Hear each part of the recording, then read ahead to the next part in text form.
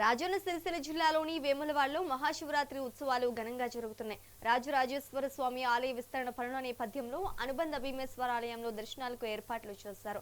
3 రోజుల పాటు జరిగే ఉత్సవాల్లో భాగంగా స్వామివారికి లక్ష్మీ గణపతి పూజలు నిర్వహించారు. భీమేశ్వర స్వామివారికి టీటీడీ అర్చకులు పట్టు వస్త్రాలు సమర్పించారు. ఈసారి సుమారు 2.5 లక్షల మంది భక్తులు రానున్నట్లు అధికారులు అంచనా వేశారు. మంత్రి పొన్నం ప్రభాకర్ ప్రభుత్వం తరపున పట్టు వస్త్రాలు సమర్పించనున్నారు.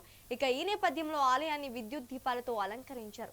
ఇక ఇదే అంశానికి సంబంధించి మరింత సమాచారం మా ప్రతినిధి రవికుమార్ అందిస్తారు. రవికుమార్, చెప్పండి. Thank you. ఏదైతే శివరాత్రి సందర్భంగా మహాశివరాత్రి సందర్భంగా ఇటు దక్షిణ కాశీగా పిలువబడే తెలంగాణలోనే అతిపెద్ద దేవస్థానంగా ఆ ఏదైతే పిలువబడిన శ్రీ రాజరాజేశ్వర స్వామి దేవాలయానికి భక్తులు తండోపతండాలు వస్తుంటారు.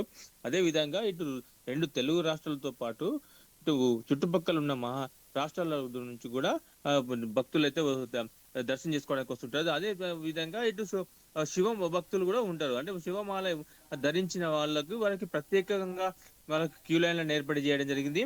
వాళ్ళకి ఈ రోజు సాయంత్రం 6 గంటలకి వాళ్ళకు దర్శన భాగ్యం ఉంటది. అంటే 5 గంటల నుంచి వాళ్ళకు మొదలవుతుంది కాబట్టి వాళ్ళకు ప్రత్యేక క్యూ లైన్లు ఏర్పాటు చేయడం జరిగింది. శివ భక్తులకి మొత్తం కూడా శివశక్తులు కూడా వచ్చి ఆ దర్శనం కూడా మొక్కులని తీర్చుకోవడం జరుగుతుంటది. అదే విధంగా ఇటు భక్తులకు మాత్రం ఎలాంటి అవాంఛనీయ సంఘటనలు జరగకుండా అన్ని జాగ్రత్తలు తీసుకున్నట్టు ఇటు ఈవో అధికారులు చెప్పుకొచ్చారు.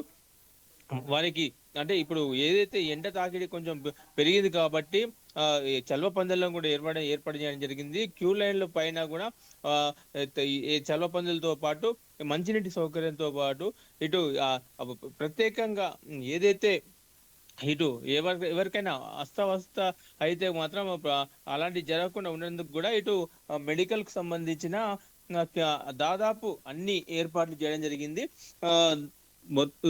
ఉమ్మడి కరీంనగర్ జిల్లాను చూస్తే ఇటు కరీంనగర్ జిల్లాలతో పాటు ఇటు రాజన్న సిరిసిల్ల జిల్లాతో పాటు ఇటు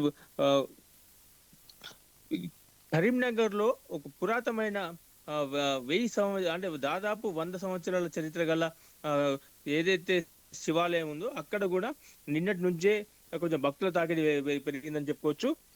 ఈ సమ్మక్క సారక్క జాతర మూలంగా కొంచెం గతంలో వాళ్ళ ఆశించిన మేరకు భక్తులైతే రాకపోవచ్చు అని చెప్పేసి సుమారుగా ఈసారి మాత్రం 2 నుంచి 5 లక్షల వరకు వచ్చే అవకాశం ఉన్నట్టు ఇటు ఈవో అధికారులు అయితే చెప్పుకొచ్చారు. వాళ్ళ వచ్చే భక్తుల కోసం ప్రసాదాలతో పాటు అన్ని కూడా సిద్ధం చేస్తున్నామని చెప్పేసి ఇటు ఈవో చెప్పిన పరిస్థితి.